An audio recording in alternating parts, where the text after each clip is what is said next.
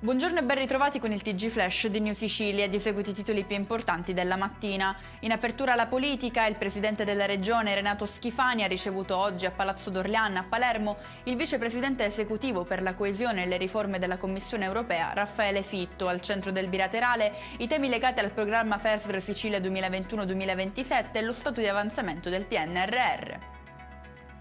La Giunta regionale guidata da Renato Schifani ha approvato il decreto attuativo relativo ai contributi a fondo perduto per l'abbattimento degli interessi sui prestiti al consumo. Il provvedimento definisce le risorse disponibili per il 2025, i destinatari e le modalità di assegnazione del beneficio economico, una misura fondamentale per le famiglie siciliane, ha commentato il governatore.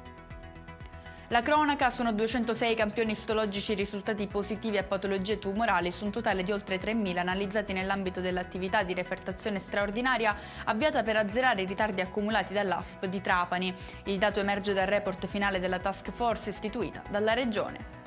Restiamo sui presunti casi di malasanità. 4 medici dell'ospedale Sant'Elia di Caltanissetta sono imputati per la morte di Mirko Mattina, il 26enne deceduto a dicembre 2021 per una pancreatite. I professionisti coinvolti sono accusati dei reati di omicidio colposo e cooperazione nel delitto colposo. Un'attività stromboliana è stata osservata dalle 22:25 di ieri da diverse bocche del cratere di sud-est dell'Etna dal sistema di monitoraggio dell'Istituto Nazionale di Geofisica e Vulcanologia Osservatorio Etneo. L'eruzione non ha impattato sull'operatività. E con questo è tutto, prossimo appuntamento più tardi alle 19:30. Grazie per averci seguito, buon proseguimento di giornata.